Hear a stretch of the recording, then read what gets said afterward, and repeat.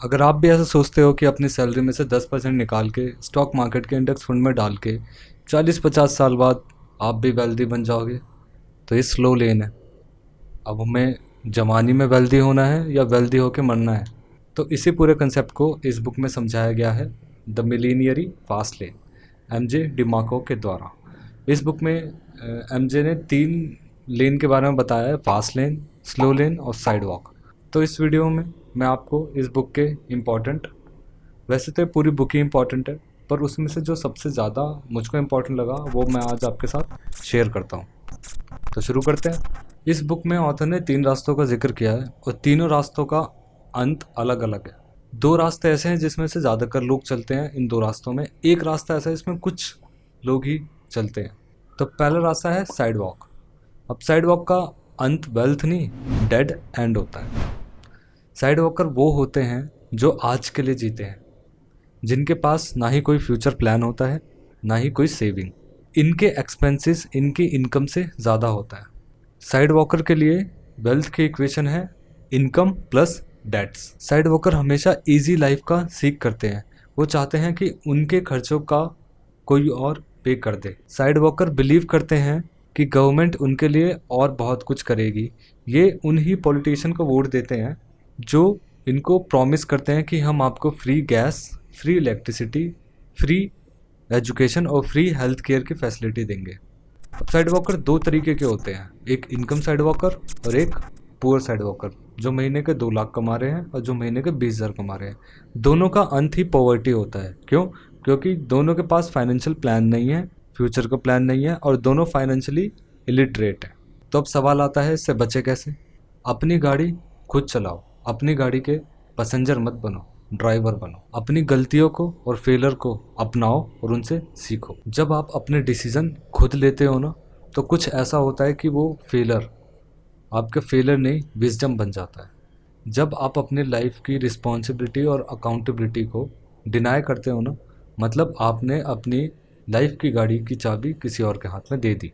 तो दूसरा लेन है स्लो लेन। स्लो लेनर पहले साइड वॉकर ही होते हैं, लेकिन वक्त के साथ जिम्मेवारियां बढ़ती जाती है जिससे कि वो साइड वॉक से स्लो लेन की तरफ स्विच कर जाते हैं। स्लो लेनर वो होते हैं जो अपने वक्त को बेचकर पैसा कमाते हैं और अपनी आफ्टर टैक्स सैलरी में से 10% निकाल के स्टॉक मार्केट के म्यूचुअल फंड या इंडेक्स फंड में लगा देते हैं और सोचते हैं कि 40 से 50 साल बाद वो भी वेल्दी हो जाएंगे। पर उन्हें ये नहीं पता कि स्लो लेन का जो प्लान है टेक्स डेकेड्स टू सक्सीड। और वैसे भी हमें वेल्दी होके जीना है, वेल्दी होके मरना नहीं।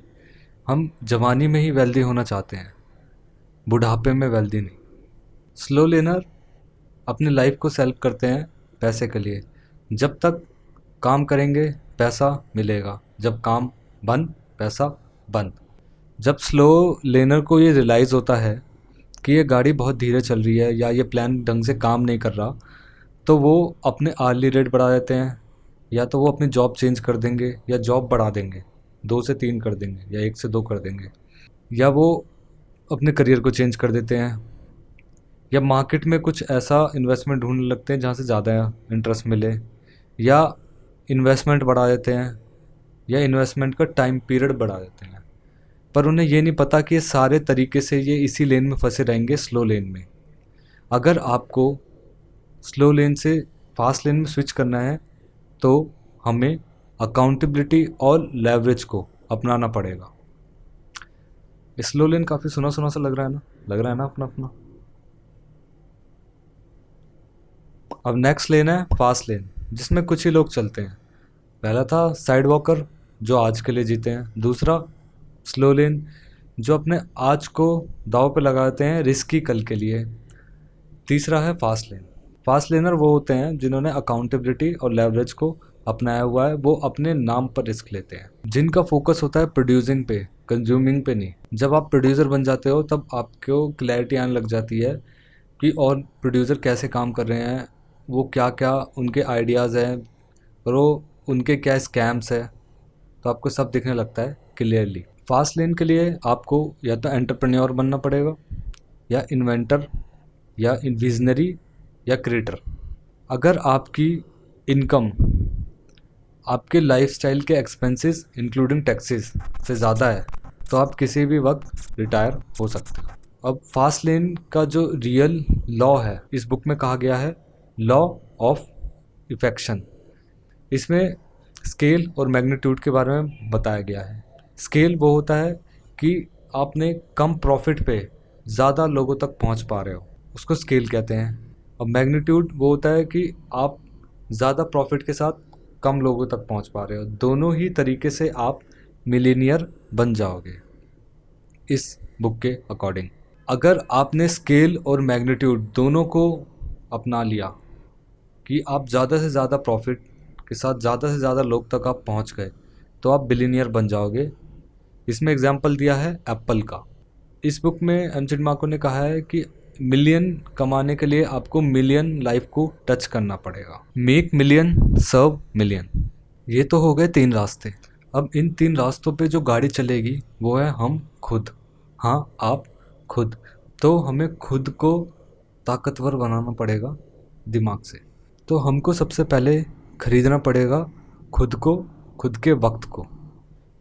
क्योंकि जब हम जॉब करते हैं तो हमने खुद के वक्त को और खुद को ही बेच दिया है किसी और को।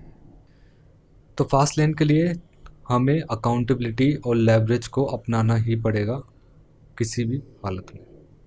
पुअरनेस का सबसे बड़ा कॉज होता है पुअर डिसीज़न। अब लोग गरीबी को चुनते नहीं हैं, लेकिन वो पुअर डिसीज़न लेते हैं जिसके वजह से वो गरीबी में फंस जाते हैं। जैसे टीवी देखना बुक पढ़ने की जगह, क्रेडिट कार्ड पर सामान लेना कैश के जगह, झूठ बोलना सच के जगह। तो अब सवाल आता है कि सही डिसीज़न कैसे लें। इसका एमजेड मार्को ने बताया है कि 2 तरीके हैं अपने डिसीज़न को चेक करने के। पहला है वर्स्ट केस कंसिक्वेंस एनालिसिस। जो भी डेली लाइफ के छोटे छोटे डिसीज़न हैं उसको आप इसके थ्रू फिल्टर कर सकते हो। इसमें क्या है, जो भी आप डिसीज़न लेने वाले हो उसका बेस्ट केस सिनेरियो क्या है वो आपको पता है। जो भी प्रिडिक्टेड होगा वो तो आपको पता है ना, तभी आप वो डिसीजन ले रहे हो। ठीक है, अब उसका वर्स्ट केस सिनेरियो क्या है कि बुरा से बुरा क्या हो सकता है अगर मैं ये डिसीजन लेता हूँ। तो अगर आप उसको झेल पाओगे, जो भी उसका वर्स्ट केस सिनेरियो है, तो आप ये डिसीजन को ले लो। अब दूसरा है वेटेड एवरेज डिसीजन मैट्रिक्स। इसमें क्या है, इसको हम यूज़ करते हैं लाइफ के बड़े बड़े डिसीजन में, जो भी डिसीजन बड़ा है। इसमें क्या है कि आप जो भी आप डिसीजन ले रहे हो उससे रिलेटेड जो जो चीज़ आपको चाहिए उसको प्रायोरिटाइज़ कर लो।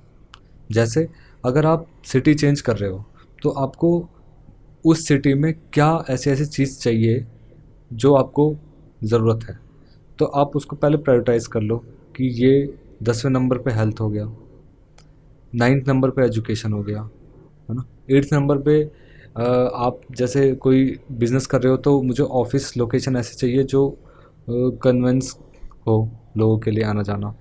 तो इस तरीके से प्रायोरिटाइज़ कर लो। अब उधर फिर 4-5 की लिस्ट बना लो और चेक करो कि कौन सी सिटी में किस किस लेवल का किस किस तरीके का काम है। अब उसमें से जो सबसे ज़्यादा वेटेड हो, जिसका मतलब जो टोटल में सबसे ज़्यादा निकले कि इस सिटी में वो सब चीज़ है जो जो मुझको चाहिए, तो आप उसके साथ जाओ। तो ये है वेटेड एवरेज मैट्रिक्स मेथड। तो फास्ट लेन डिमांड करता है अकाउंटेबिलिटी, लेवरेज और कंटिन्यूस लर्निंग, क्योंकि जो आज आपको आता है वो काफ़ी नहीं है कल जहाँ पे आप पहुँचना चाहते हो। तो कंटिन्यूस लर्निंग करनी ही पड़ेगी। तो आपको क्या अच्छा लगा इस वीडियो में मुझे कमेंट में बताना। वीडियो को लाइक करना, चैनल को सब्सक्राइब करना। तो मिलते हैं आपको अगले हफ्ते किसी नई वीडियो के साथ, किसी नए टॉपिक के साथ, किसी नई बुक की समरी के साथ। तब तक सीखते रहो, आगे बढ़ते रहो।